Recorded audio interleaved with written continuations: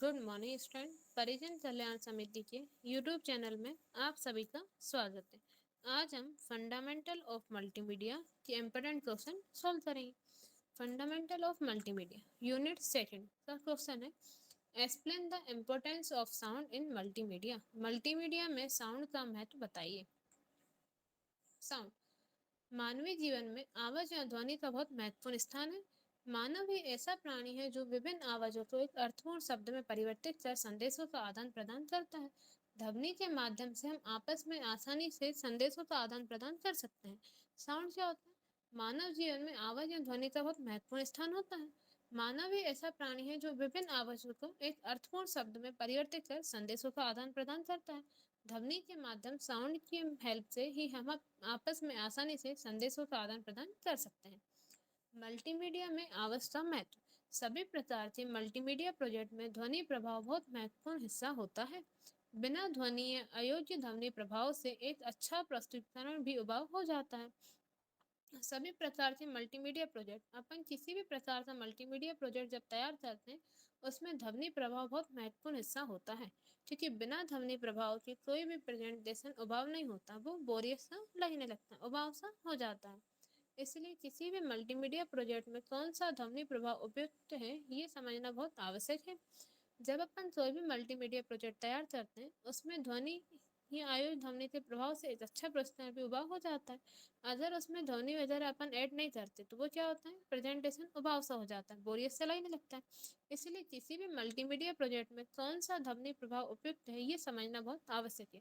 इसलिए जब हम कोई जो मल्टीमीडिया प्रोजेक्ट तैयार कर रहे हैं उसमें कौन सा ध्वनि प्रभाव उपयुक्त है ये समझना भी बहुत महत्वपूर्ण होता है। ध्वनि संदेशों के आदान प्रदान का सरल, तेज एवं सशक्त माध्यम है।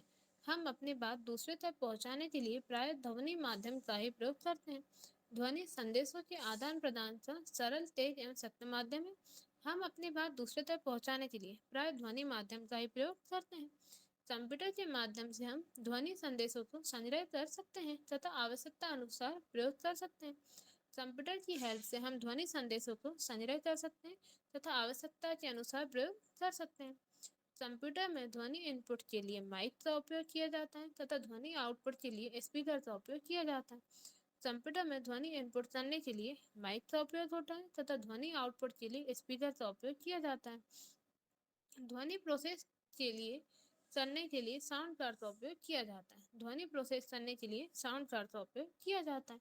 मतलब कंप्यूटर में ध्वनि जब इनपुट की जाती है तब माइक का उपयोग किया जाता है और आउटपुट सुनने के लिए स्पीकर का, और जब वो ध्वनि प्रोसेस करती है उसके लिए साउंड कार्ड का उपयोग किया जाता है।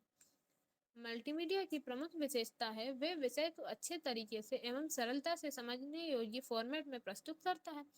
इसके लिए ध्वनि ये बहुत ही महत्वपूर्ण घटक है। बिना ध्वनि प्रभाव के एक अच्छा मल्टीमीडिया प्रस्तुतिकरण बनाना लगभग असंभव है। मल्टीमीडिया की प्रमुख विशेषता है कि विषय को अच्छे तरीके से एवं सरलता से समझने योग्य फॉर्मेट में तैयार करता है। इसके लिए ये ध्वनि प्रभाव बहुत ही महत्वपूर्ण घटक है। ध्वनि से क्या और भी ज़्यादा अच्छे से अपन को समझ में आता है, लेकिन बिना ध्वनि प्रभाव के एक अच्छा मल्टीमीडिया प्रस्तुतिकरण बनाना लगभग असंभव होता है। बिना साउंड के कोई भी अच्छा मल्टीमीडिया प्रोजेक्ट तैयार नहीं किया जा सकता। मल्टीमीडिया में ध्वनि प्रभाव मुख्यतः तीन प्रकार के होते हैं। मल्टीमीडिया में ध्वनि तीन प्रकार के होते हैं मुख्यतः। First human voice, second music, third sound effect. First human voice.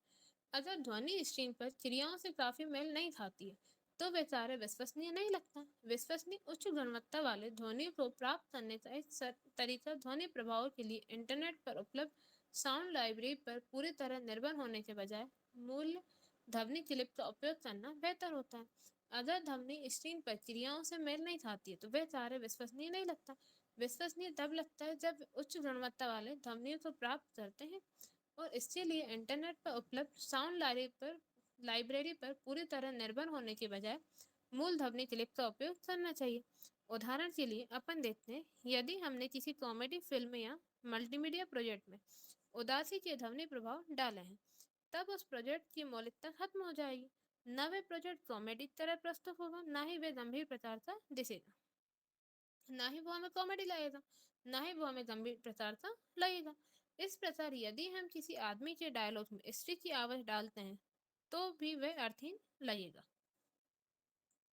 Music एक फिल्म को ध्वनि का उपयोग करके अधिक विश्वसनीय बनाने का एक और तरीका ये है कि इसे एसिंक्रोनस ध्वनि प्रभाव के रूप में जाना जाता है, जो साधारणतः पृष्ठभूमि ध्वनियों के रूप में होती है। साउंड इफेक्ट गेम प्रकार के मल्टीमीडिया प्रोजेक्ट में भी ध्वनि प्रभाव का बहुत अधिक महत्व है। यदि किसी गेम में ध्वनि प्रभाव नहीं है तब वह गेम उबाऊ लगता है, लेकिन सही प्रकार के ध्वनि प्रभाव से गेम आकर्षक हो जाता है। अपन देखते हैं, जब अपन कोई भी गेम खेलते हैं मल्टीमीडिया प्रोजेक्ट में, जो भी गेम रहता है उसमें भी साउंड का बहुत महत्व होता है। अगर उसमें साउंड नहीं होता तो क्या होता है, वो गेम खेलने में मज़ा नहीं आता, वो गेम उबाऊ सा लगता है। लेकिन सही गेम में सही साउंड जब डाला जाता है तो वो गेम आकर्षक हो जाता है। Thank you.